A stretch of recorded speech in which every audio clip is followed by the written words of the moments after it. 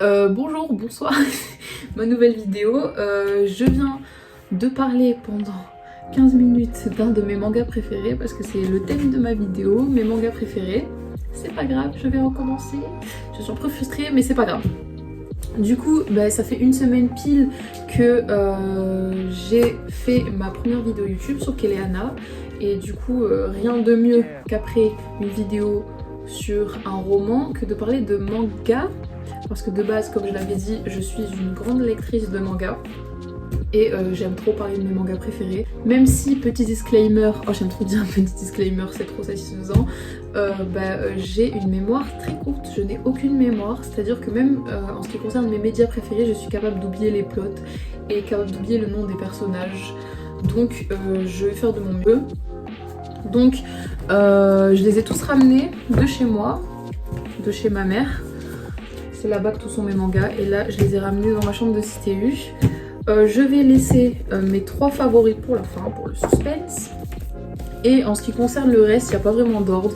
Donc ils sont pas beaucoup. Ah quoi que si, j'ai failli oublier, mais il y en a 2 que j'ai pas en physique, faudra pas que j'oublie d'en parler. Et on commence par un shoujo, un petit shoujo trop mignon qui m'a fendu le cœur. Orange, c'est un de mes favoris, de mes petits coups de cœur.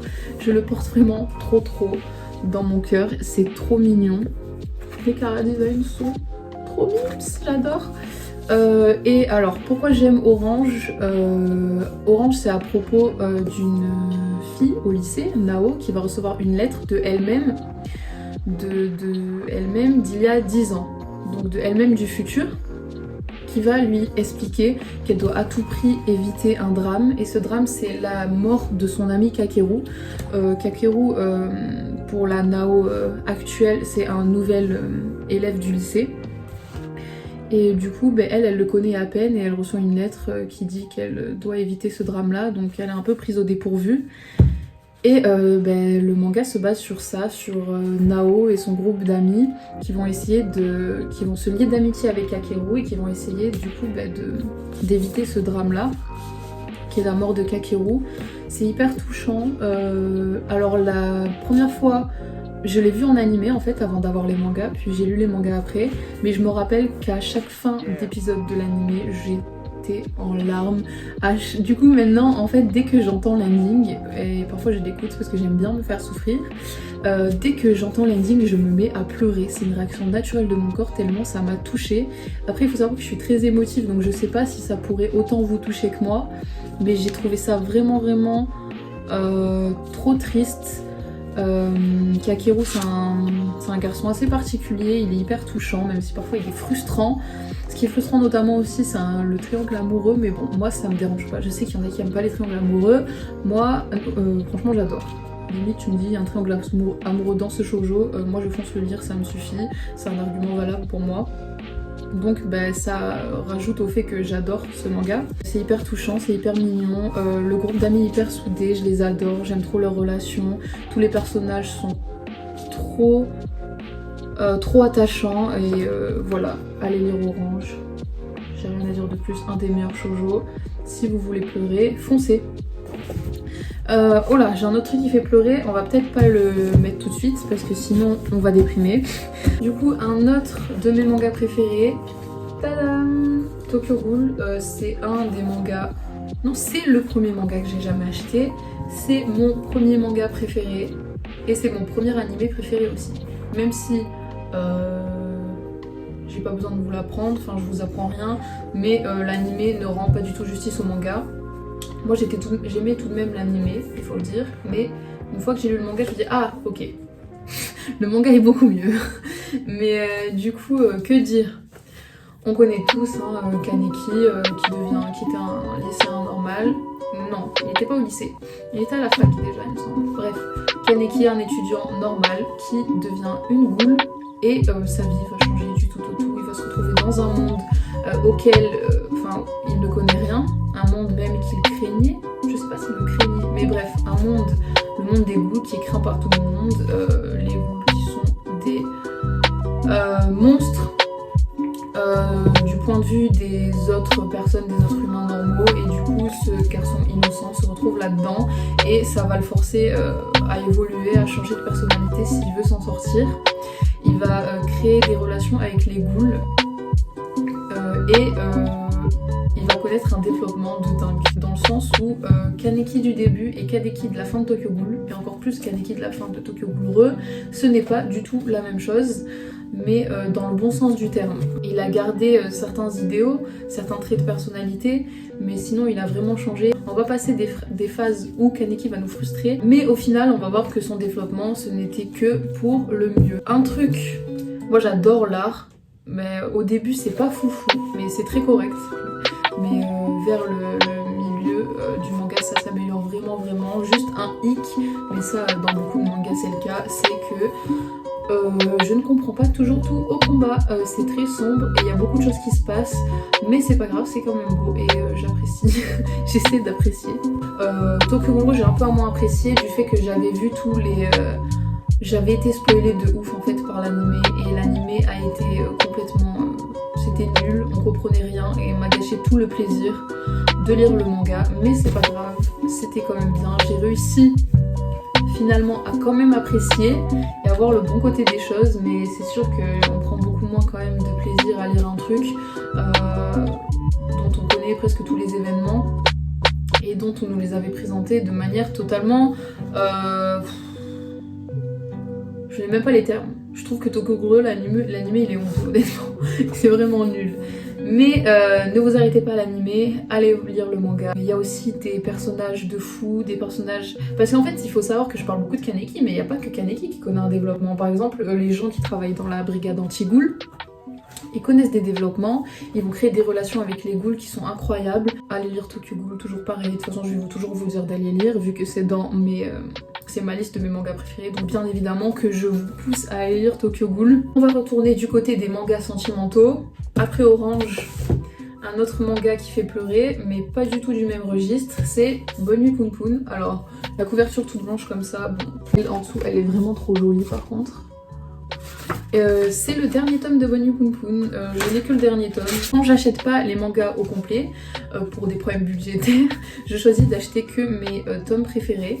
Et là du coup j'ai pris le dernier parce que c'est sûrement mon tome préféré. Je suis pas très sûre de ça, mais c'est sûrement mon tome préféré. Bonne Nuit Poun Poun, c'est un seinen et c'est pour un public avisé, je pense. Parce que beaucoup de trigger warning quand même, beaucoup de choses malsaines dans ce manga.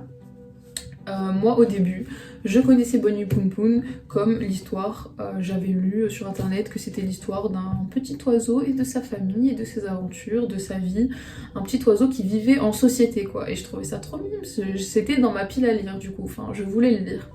Puis j'ai vu des gens sur Twitter qui lisaient Bonne Nuit Poun Poun, qui étaient traumatisés littéralement, ils parlaient du mot traumatisant. Et je me suis un peu plus renseignée, j'ai lu des forums sans me spoiler. Et en fait, Bonne Nuit Poun Poun, ce n'est pas du tout l'histoire d'un petit oiseau qui vit en société. C'est juste un petit garçon normal qui vit sa vie, sauf qu'il est représenté sous forme d'oiseau.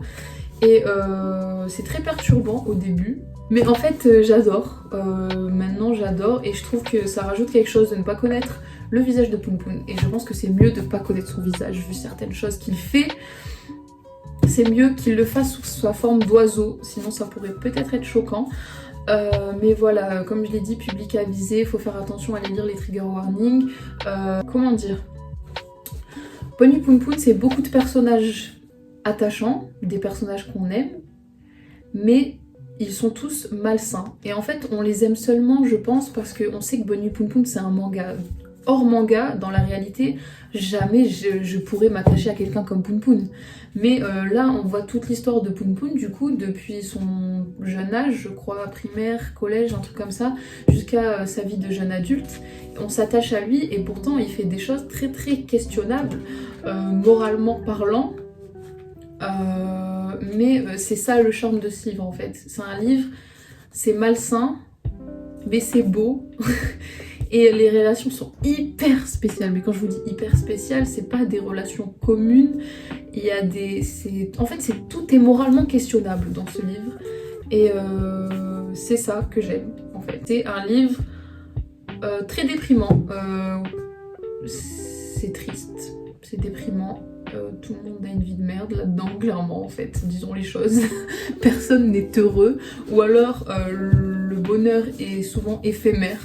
Dans ce livre, vraiment, pour chaque personnage, je n'arrive pas à me rappeler d'un seul personnage qui a été heureux pendant tout le manga. Peut-être que c'est le cas, mais je n'arrive pas à m'en rappeler. Et sinon, mis à part ça, l'art, je pense que vous le savez, parce qu'il y a beaucoup de panels qui traînent sur Twitter, etc. Et c'est juste magnifique, j'essaie de trouver un panel qui ne spoil pas trop. C'est trop beau, regardez-moi ça, c'est vraiment magnifique, j'aime trop. Aussi, autre chose, certaines fois dans Many Poon Poon, il y a des choses qui font pas sens. Des choses, tu te dis pourquoi le mangaka il nous raconte ça, pourquoi il nous montre ça, c'est qui ce personnage, il sert à rien. Mais en fait c'est ça, Many Poon Poon, c'est malsain, c'est bizarre, c'est déprimant. C'est vraiment les trois mots d'ordre de ce manga. Si vous êtes prêts à être traumatisés, Many Poon Poon est pour vous tout simplement. Je sais pas si j'ai bien vendu, j'ai l'impression que oui quand même. Bon, on va passer à autre chose, sinon je vais finir par déprimer en me rappelant de tout ce qui s'est passé. Ok, du coup maintenant, avant que j'oublie, je vais parler de 2 mangas que je ne possède pas en version physique. Du coup, le premier, Chainsaw Man. Alors je pense que tout le monde connaît Chainsaw Man, mais Chainsaw Man, avec l'anime qui arrive, ça va devenir très très populaire, c'est sûr, déjà que le manga est populaire. Bref, encore une fois je m'éloigne. Du coup, Chainsaw Man, que dire? Chainsaw Man, c'est un shonen qui a un univers hyper singulier, hyper particulier, et c'est ça que j'aime tant avec Chainsaw Man, c'est déjà l'esthétique, il est incroyable. J'adore l'esthétique, les combats c'est le bazar, limite tu comprends rien mais c'est trop beau, c'est n'importe quoi. Il y a quelques panels qui sont iconiques de toute façon qui traînent toujours sur Twitter, j'essaierai d'en mettre quelques-uns. Et rien que l'esthétique déjà du manga, moi ça me suffit pour dire que c'est un excellent manga. Mais bien sûr, avec l'esthétique, il faut qu'il y ait une bonne histoire qui suive, c'est quand même un peu mieux. Et bah, l'histoire elle suit, en fait il n'y a rien à dire, c'est dynamique. En fait je crois que c'est le mot pour décrire Chainsaw Man, c'est hyper dynamique. Tu ne t'ennuies jamais, il n'y a jamais un seul moment de calme, ça n'existe pas dans Chainsaw Man. Je ne sais même pas si je pourrais expliquer le synopsis. Du coup bah, le personnage principal c'est Denji, je crois qu'il a 16 ans. Son but à Denji au début, son rêve ultime, c'est de toucher des ins. Voilà, c'est toucher une poitrine. Et là, tu te dis, bah, aucun intérêt, c'est un vieux mec. Et pourtant, non, on va quand même apprécier Denji. On va être derrière lui. On va être derrière lui et son but, mais pas que. Parce que même si c'est le but premier qui est présenté dans le manga, ça va beaucoup plus loin que ça, Chainsaw Man. C'est une histoire de... Comment dire ? Il y a plein de personnages qui sont hyper particuliers, qui ont un physique hyper atypique. Ils ont tous une particularité, ils ont tous leurs propres caractéristiques. T'as par exemple Kobeni, c'est la pleurnicharde. Aki, c'est le mec un peu mystérieux, qui est très terre à terre. Denji et Power, c'est les enfants hyper immatures, hyper je bouge partout, qui tiennent pas en place. Vraiment, j'adore les personnages, j'adore l'esthétique, j'adore la dynamique. Et je ne sais pas quoi dire d'autre, je tourne en rond, mais Chainsaw Man c'est un incontournable, un futur classique si ce n'est pas déjà un classique. Alors maintenant, si je ne m'abuse, on va parler d'un josé. C'est soit un josé, soit un shoujo. Je crois que c'est un josé et je parle de Princesse Jellyfish. Alors c'est pas très très connu je crois, Princesse Jellyfish, c'est un animé. Alors je n'ai jamais vu l'animé, j'ai juste lu les scans. Et Princesse Jellyfish, c'est très simple, c'est un petit slice of life avec une fille. Il faut que j'arrête de regarder mon bureau, on dirait que je lis quelque chose, absolument pas, c'est parce que j'ai pas l'habitude de regarder la caméra. Du coup, Princesse Jellyfish, ça part d'une jeune adulte, c'est une weeb, une geekos, une weebos, et c'est une geek des méduses en fait, c'est pour ça que ça s'appelle Princesse Jellyfish. Sa mère est morte et elle avait l'habitude d'aller voir les méduses à l'aquarium il me semble avec sa mère et elle en est très attachée. Elle a une colocation avec 2 filles ou 3. Ah purée, ça fait très très longtemps que je l'ai pas lu donc et j'ai pas lu le synopsis juste avant. Alors je vous avouerai que je me rappelle pas de tout, je sais juste que je l'ai adoré et que je le porte encore aujourd'hui dans mon cœur, mais je vais peut-être avoir un peu de mal à en parler. Du coup, comme je disais, elle a une colocation avec d'autres filles qui sont pareil des weebs, des geeks. C'est pas, en fait, le terme weeb n'est pas adapté. Voilà, le terme c'est pas geek, c'est otaku. Voilà, c'est une otaku des méduses. Je dis n'importe quoi. Du coup, c'est une otaku des méduses. Au Japon, tu peux utiliser le terme otaku, il me semble, pour n'importe quelle obsession. Pareil, ces colocataires qui sont des filles, elles ont d'autres passions également qui sont pas très communes et c'est un peu des passions de losers. En fait, elles sont toutes considérées comme losers, elles sont toutes considérées comme des filles qui ont un physique atypique et c'est des rejets de la société. Il me semble qu'elles sont assez âgées, non, âgées n'est pas le terme, mais c'est des adultes quoi, c'est pas des ados, peut-être 30 ans, peut-être qu'elles ont 30 ans. Et du coup, notre personnage principal va se lier d'amitié avec un jeune garçon, une jeune fille d'ailleurs. Une jeune fille, vous allez comprendre pourquoi je me suis corrigée, une jeune fille dans la rue, par hasard, qui va s'avérer justement plus tard être un garçon qui se travestit. Et dans tout ça va se développer une amitié trop mignonne avec ce garçon qui se travestit, qui va relooker de temps en temps cette fille et qui va essayer de lui donner confiance en elle. Tout ça pour dire que leur relation est trop mignonne et il y aura peut-être un peu d'amour qui va se mélanger et c'est juste voilà, c'est trop mignon. Voilà, parfois on a besoin de lire des trucs mignons, de lire des trucs qui nous prennent pas la tête et quand on a besoin de ça, il faut lire Princesse Jellyfish. Maintenant, on va passer à la crème de la crème, selon moi bien évidemment, parce qu'il s'agit de mes préférés. Par quoi je vais commencer? Je vais laisser mon préféré ever pour la fin, pour le suspense, et on va parler... Ah, j'hésite. Bon allez, c'est parti, je me lance. Tadam! Berserk. Berserk, que dire? Que dire? Comment exprimer l'amour que j'ai pour Berserk? Comment dire que c'est un chef-d'œuvre? Que c'est... En fait, c'est même pas un des meilleurs mangas, c'est genre un des meilleurs médias ever, Berserk. Tout confondu, livre, film, série, Berserk c'est iconique, c'est légendaire, c'est historique, c'est Berserk. Alors pour moi, Berserk est un classique qui devrait être lu de tous, c'est un périple incroyable. Tu ne ressors pas le même parce que premièrement tu es obsédé par Berserk, mais également parce que Berserk en lui-même, l'histoire en elle-même va te changer tout simplement. Les personnages, c'est des personnages qui vont, en fait ces personnages vont marquer à vie. Je ne pourrai jamais sortir du cycle, de cette boucle d'adoration de Berserk, vraiment. Guts, n'ayons pas peur de le dire, c'est le meilleur protagoniste ever. Je pèse mes mots. Et je pense que beaucoup de gens qui ont lu Berserk sont d'accord avec moi. Il y a des choses qui vont nous faire haïr si profondément des personnages que ça en devient... Comment dire? En fait, quand un manga arrive à te faire autant haïr un personnage, tu sais que ce manga il est bien. Tu sais qu'il a vraiment bien fait son taf.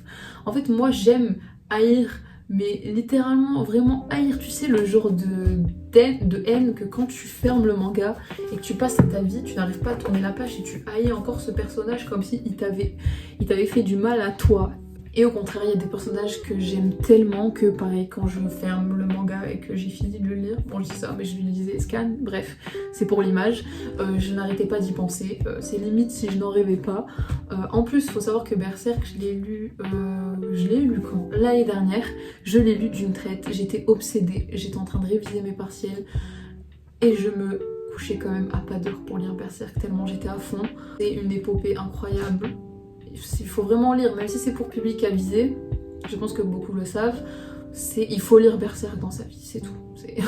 Pour moi c'est obligatoire, si tu lis des mangas, tu lis Berserk, il faut se lancer les amis, n'ayez pas peur, même si bon, on connaît tous la triste nouvelle, enfin je dis nouvelle, c'est pas nouveau, maintenant ça fait un petit moment, mais Miura, son décès, purée, j'ai tellement pleuré les amis. J'ai pleuré parce que... J'ai même pas pleuré parce qu'on n'aura pas de fin de Berserk en fait. J'ai pleuré pour la mort d'un homme qui m'a tellement apporté via son œuvre. Je ne connaissait pas forcément sa vie. Enfin, même si je sais que la plupart de sa vie a été dédiée à Berserk, je ne connaissais pas forcément cet homme-là. Mais rien que le fait qu'il m'ait donné, qu'il m'ait permis de lire cette œuvre et de savoir qu'à présent il était décédé, ça m'a tellement fait pleurer. J'ai l'impression d'être ridicule et pour vous dire à quel point je tiens à Berserk et à quel point ce manga il a changé ma vie, vraiment il m'a touchée à jamais et je mourrai fan de Berserk. Je ne sais pas quoi ajouter, foncez, vous ne serez pas déçus. Berserk c'est une épopée incroyable, une lecture magique, c'est mon dernier mot, je m'arrête sur ça. Ok, donc un autre de mes favoris ever. Pareil, je m'empêchais de dormir la nuit pour pouvoir le lire. Je l'ai lu en une traite. Je crois qu'il y a 34 tomes que j'ai lu d'un coup. Ça, c'est juste une preuve du fait que ce manga est incroyable et qu'il vous tient en haleine pendant 34 tomes. 34 tomes, peut-être que j'abuse, hein. Je suis allée vérifier, il y a bien 34 tomes. C'est un manga qui arrive à te tenir en haleine vraiment pendant les 34 tomes, tellement il se passe de choses.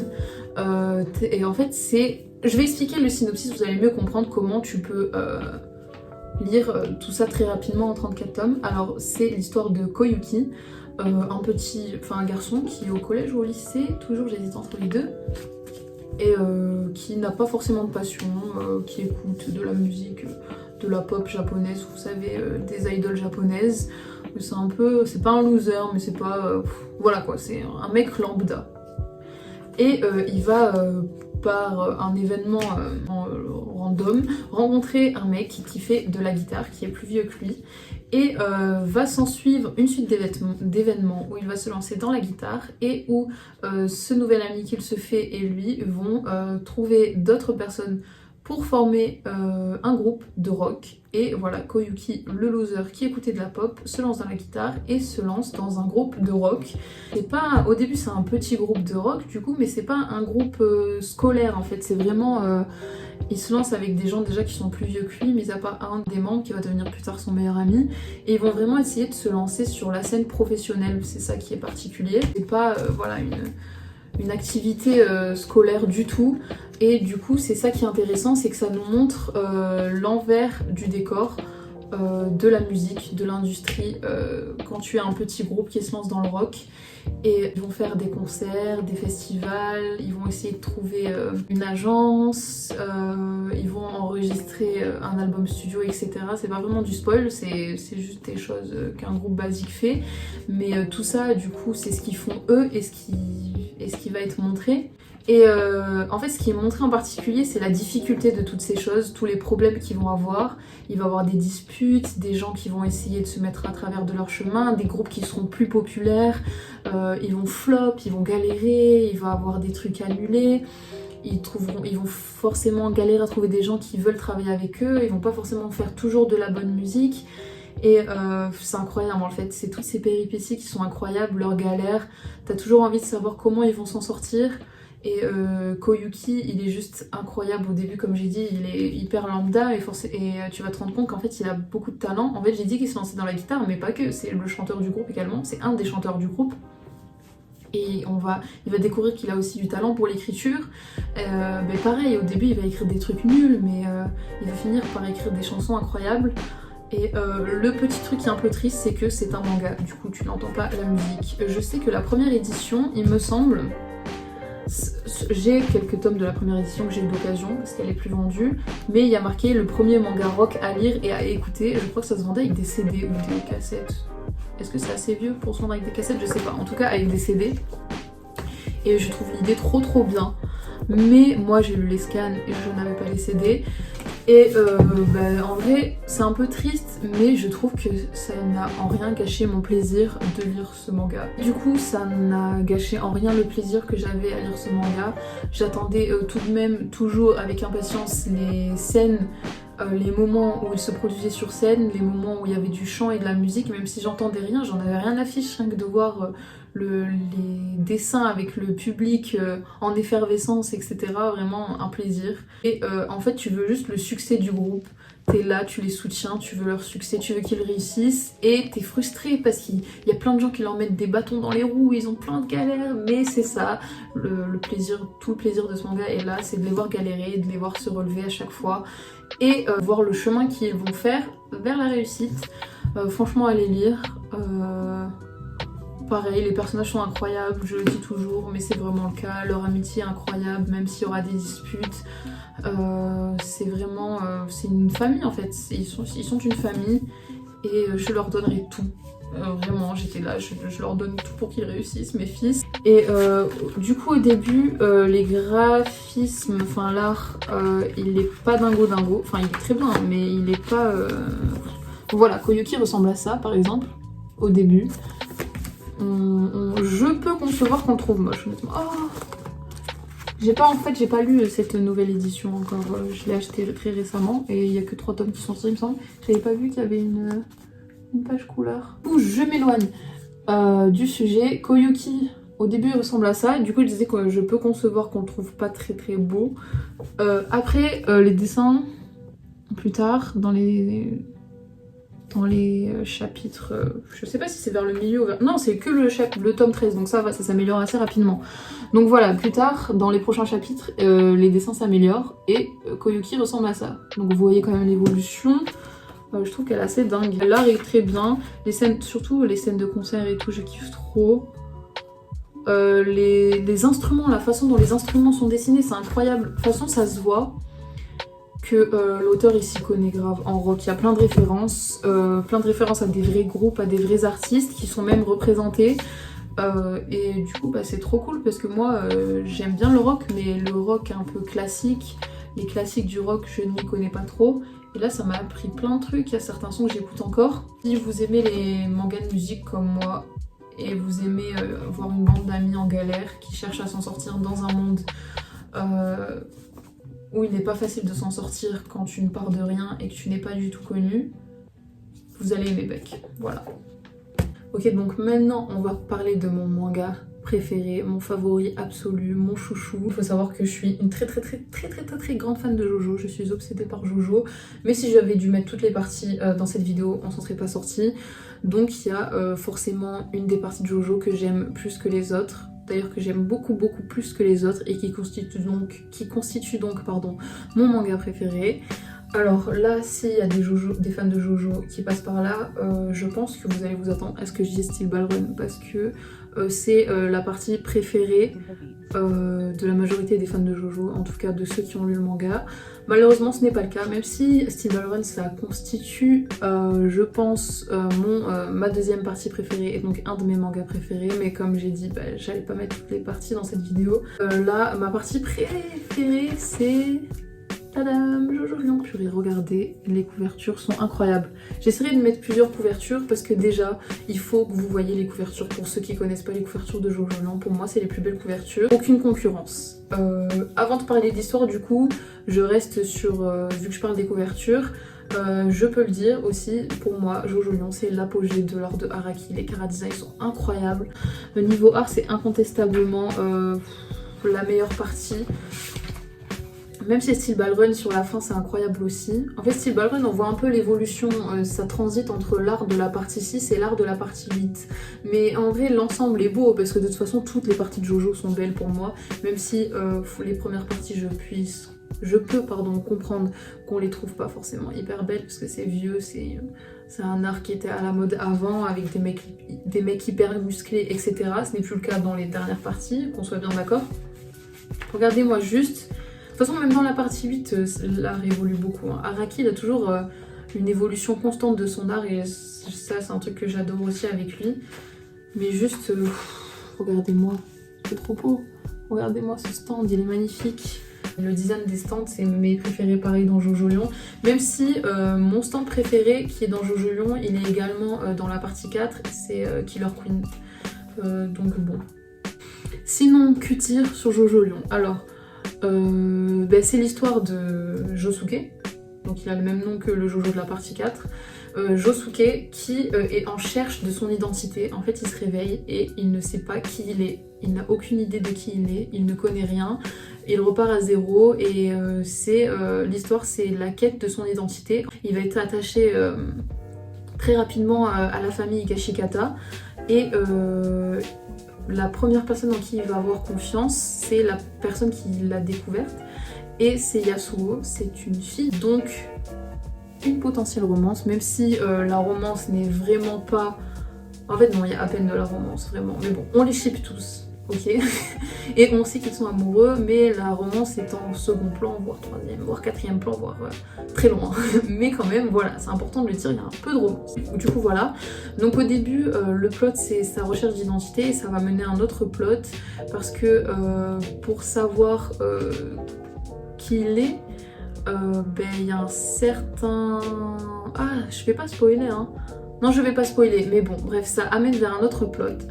Tout ça pour dire que, oui, je parle pendant 1000 ans du plot, pour dire finalement que ce que je préfère dans ce manga, ce n'est même pas le plot, make it make sense, c'est la vibe. Pour moi, Jojo Lion, c'est une ambiance si particulière, c'est vraiment une vibe en fait. Comment décrire ça? C'est le mot. Jojo Lion, c'est une vibe.